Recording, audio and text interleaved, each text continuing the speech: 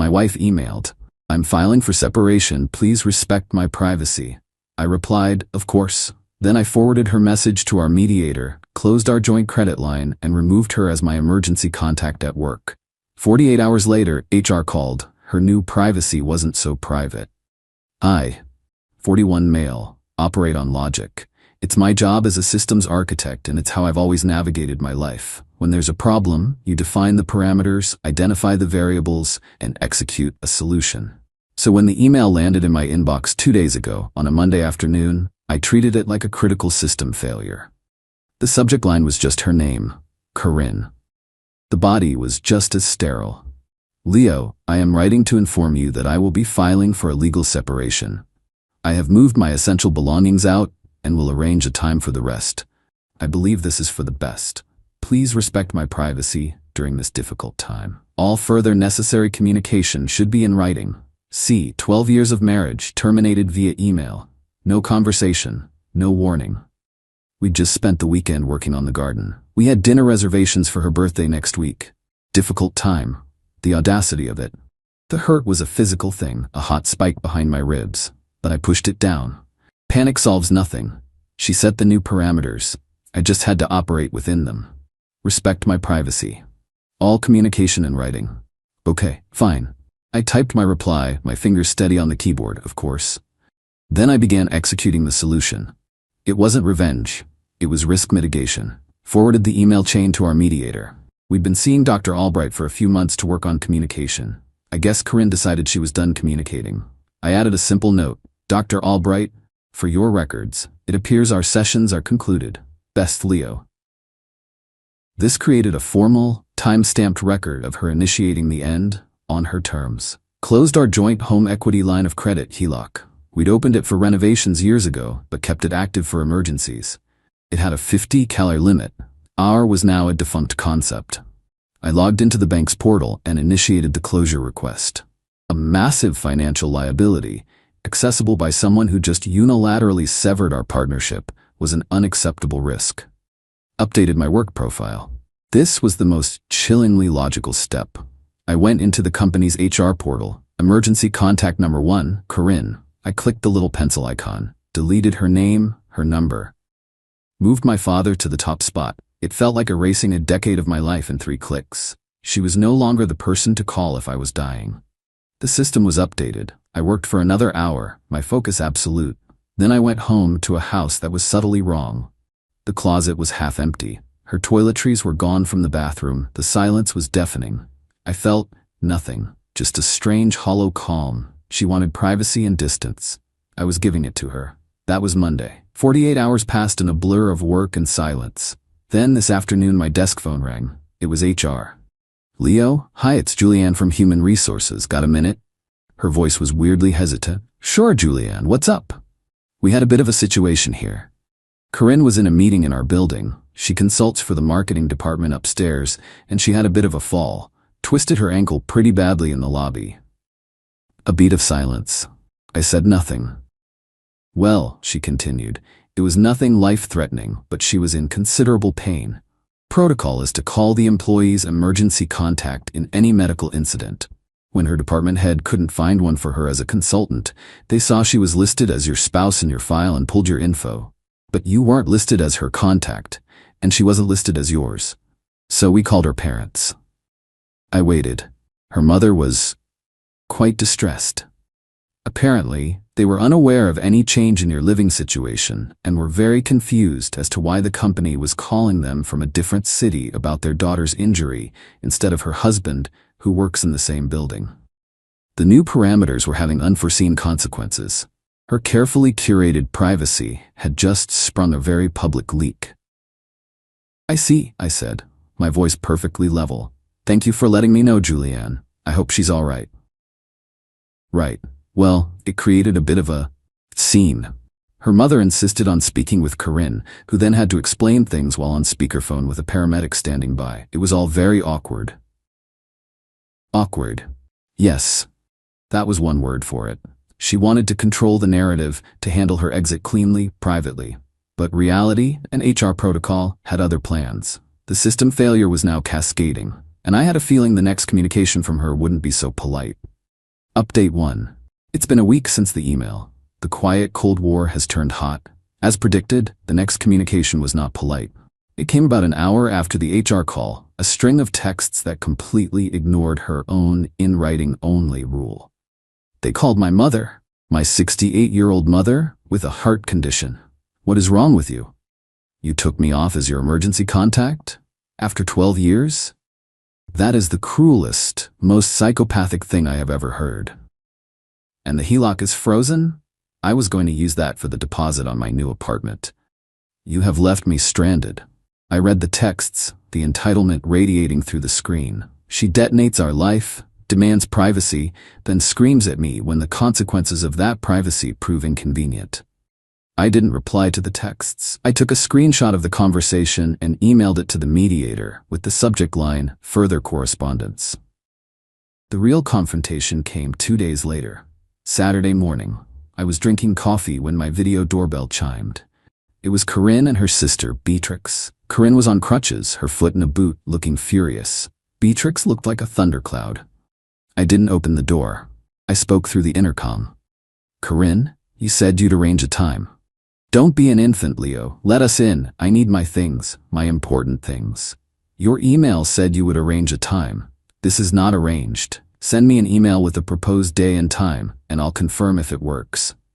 Beatrix stepped forward, shoving her face toward the camera.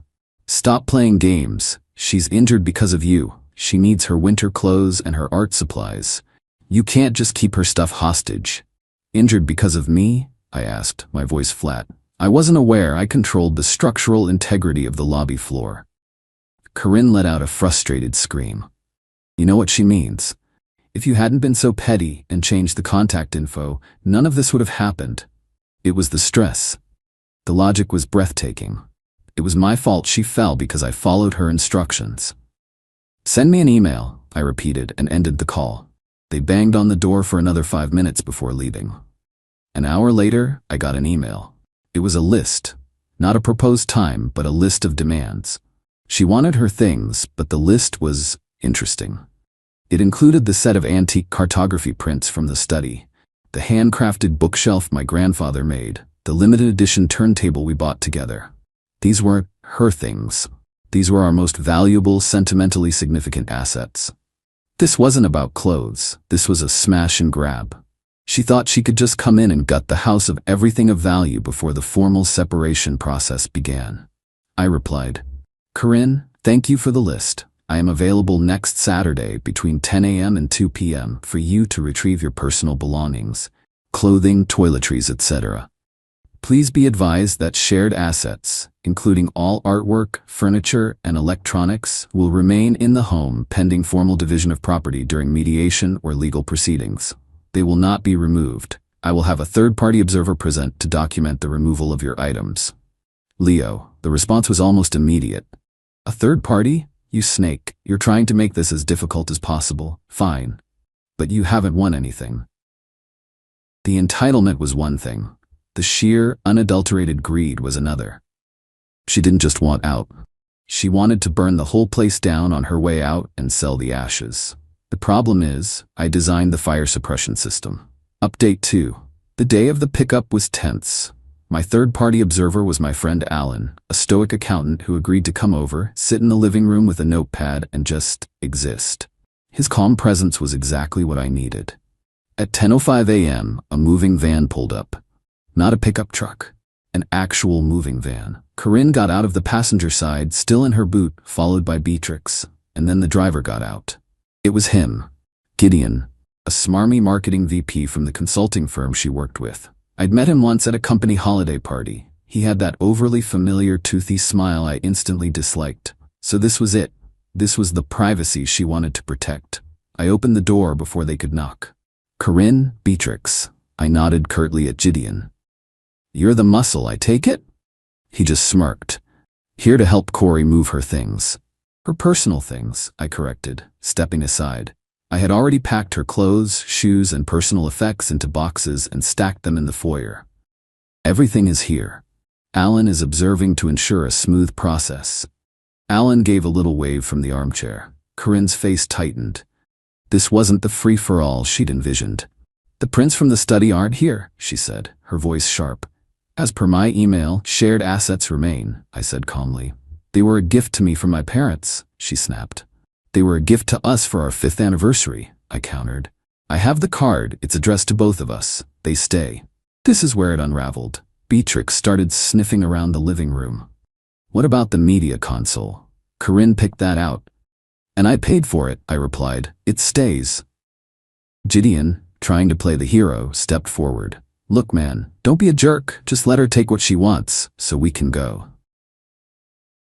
The things she wants are marital property, Gideon. I'm sure as a VP you understand the concept of assets. Unless you'd like your name formally entered into our separation documents as an involved third party facilitating the unauthorized removal of assets, his smirk vanished. He took a half step back. The threat of being legally dragged into this mess was a language he understood perfectly. The final straw was an art piece, not one of major monetary value, but immense sentimental value. It was a strange, beautiful sculpture made of driftwood and recycled glass we found in a tiny gallery on our honeymoon. It represented the start of everything. I'm taking the Wanderer, she declared, moving toward the mantelpiece. No, I said. My voice was low, but it cut through the room. You are not. It's just a piece of wood, Leo. Don't be a child. It's not just a piece of wood, and you know it. It stays here until it is decided upon legally. She let out a sob. A theatrical, frustrated noise.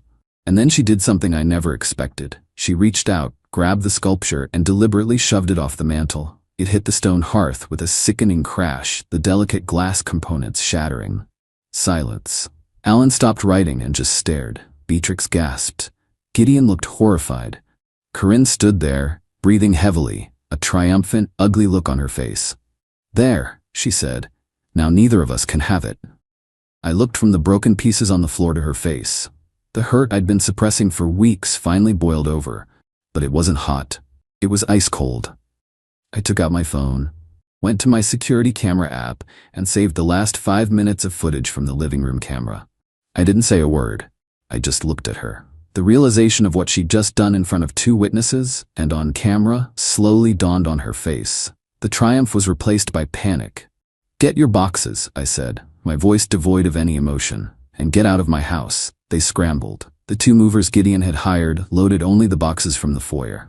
They were in and out in 15 minutes. As they left, Beatrix turned back.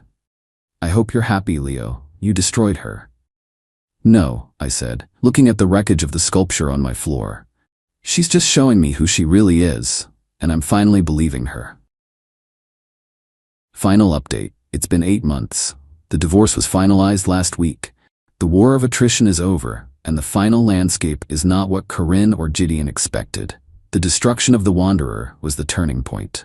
It wasn't about the object's value, it was about the incontrovertible proof of her malice. My lawyer presented the video clip during our first 4-way settlement meeting. Corinne's lawyer went pale. Gideon, who was providing her with financial support and legal funds, was advised to distance himself from the proceedings. The act was so blatantly destructive and vindictive that it poisoned her entire narrative of being a wronged woman seeking a peaceful exit. Here's how the dominoes fell. The assets, her stunt with the sculpture, cost her dearly. The judge in our pretrial hearing called her actions indicative of bad faith. When it came time to divide the assets, my side had all the leverage. She wanted to force a sale of the house.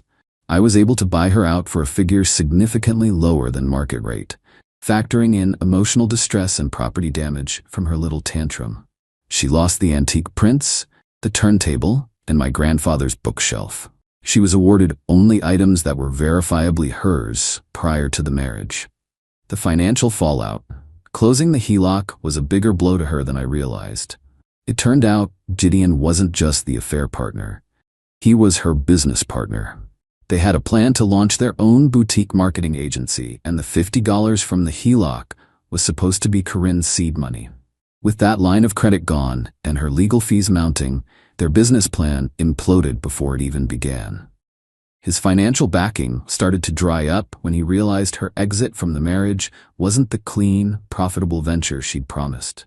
The professional consequences, the HR incident, had a longer tail than I expected. The awkward scene with her mother on the phone turned into quiet office gossip. Corinne's attempt to keep her affair with a senior VP private failed spectacularly. When details of their disastrous moving day and the destroyed sculpture trickled out through mutual acquaintances, their professional reputations took a hit. They weren't fired, nothing so dramatic, but they were seen as messy, dramatic, and untrustworthy. I heard from a former colleague that Gideon was passed over for a promotion, with the C-suite citing concerns about his judgment. He and Corinne are apparently still together, but living in a small, rented apartment, their grand plans reduced to dust. The final insult. During the final stages, Corinne, desperate, tried to claim long-term significant spousal support. My lawyer submitted a final piece of evidence, a detailed timeline. It started with the date she and Gideon registered the domain for their planned business, 3 months before she sent me the email. It showed, clear as day, that her departure was a premeditated financial decision, not the result of a difficult time in our marriage. The judge awarded her 2 years of minimal, rehabilitative alimony, barely enough to cover her car payments. It was a complete and total legal defeat. I never heard an apology. I never heard any remorse. The last I heard, through the grapevine, was that she tells people I had a breakdown and drove her away with paranoid controlling behavior. The narrative is all she has left, but I'm free. The house is quiet. I swept up the pieces of the Wanderer myself. I couldn't bear to throw them away, so they are in a box in the attic, a reminder that sometimes things have to be completely shattered before you can build something new. I'm starting to build. It's a slow, logical process, and for the first time in a long time, the system is stable.